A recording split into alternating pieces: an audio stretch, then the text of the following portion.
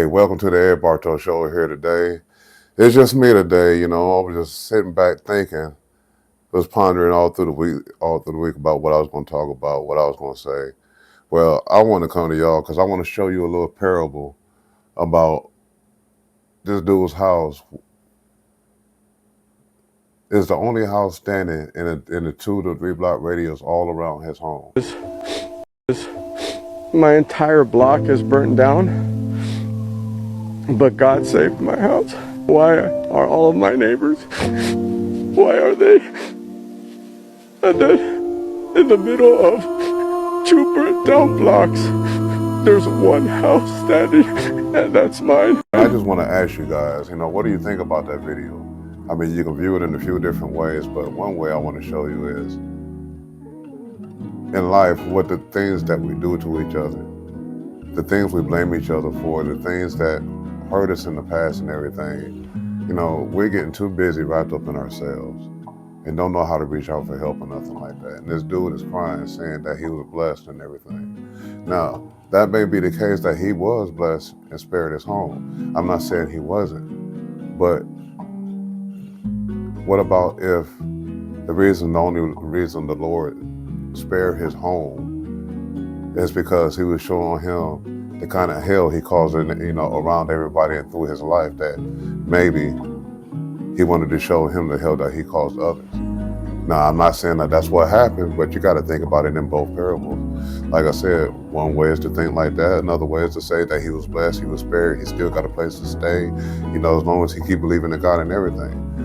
And that's where your faith come in. But the thing is, what I'm trying to show you is that the things we do in our lives, just like the shambles that's going on around that man in his home, ain't that kind of how things happen in our lives when we get too far in the way, when we get too far ahead of ourselves to even think about others, let alone think about ourselves. I mean, we sit and we talk about others.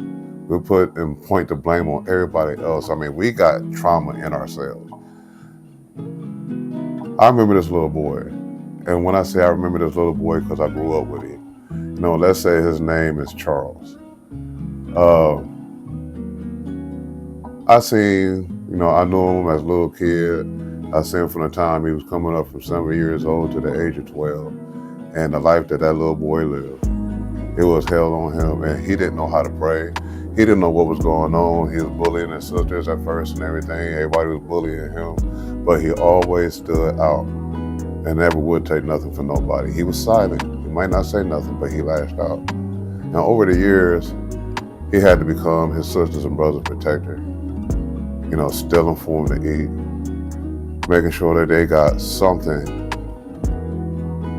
for themselves to where he ain't thinking about himself, but he is, thinking about protecting his family. So the family members, they doing all kinds of stuff to this little boy, hitting him with hammers, broomsticks, and everything. One day, their mama moved into their uncle's house. Uncles and them into drugs and everything. I mean, not paying drugs and stuff like that. The drug people got their nephews and everything in gangs. And I seen it because I had to be there, help my friends sometimes fight. Nobody would come to his rescue. Nobody would come to him. He lived a horrible life. I mean, when I say he had nobody, he had nobody. He suffered beatings and fought gangs, all because of somebody else's actions and consequences. When are we going to stop doing that to each other? Because you might think it's just innocent to lie here today and don't think nothing's going to happen tomorrow. But what if that's that man's hell? To have that home, no electricity, can't get irrigation now because everything burnt around him. It's going to take weeks, if not months and years, to get that place back together. But he's living in that hellhole. You got to find some way to take a shit and piss. You got to find some kind of way to eat and live. No wildlife coming through, no nothing. All because if this man was that kind of man that did wrong to people, maybe this is the hell that he living in. But like I said, on the other hand, he could be blessed because his home is spared.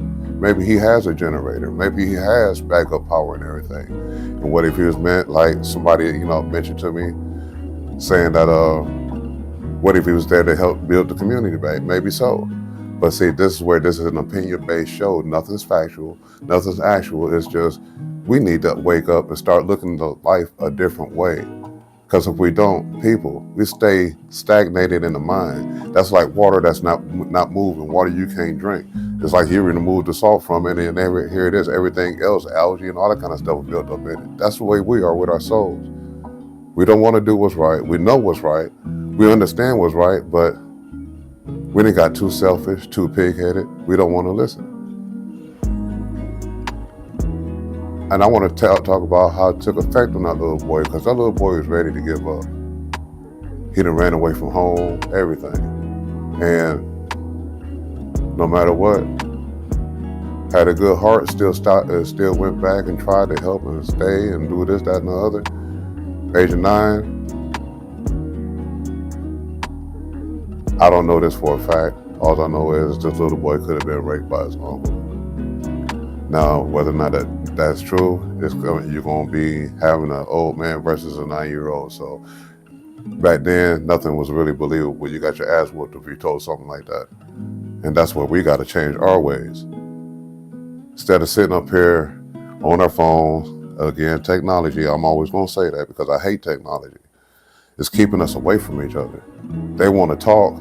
You know, your kids come to you to talk. Nobody's talking about the kids and their feelings or how we are impacting them because of our actions, because of the way we are. Like I said in one of the videos, we project ourselves onto our kids and we make them live our lives all over again.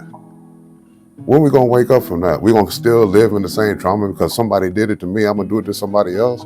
God made you different. You know, if you're living and sucking damn air today, what do you think? He got a purpose for you. And that purpose is to be better people than what we are to each other. Because we're feeling bad. You think that fire is something in that, up there, where they had it at, I can't remember the name because one, I'm not from there. I really don't watch the news or nothing. I'm not being political. But I'm using this lesson, both lessons, to show you how people have different faiths and how it works in different ways. Like I said, I used it in a way because we are destroying ourselves. That's why I used it in the way of him being in hell instead of him being blessed. Because sometimes that's the chaos. The chaos that was around that man, that's the chaos we cause in our lives.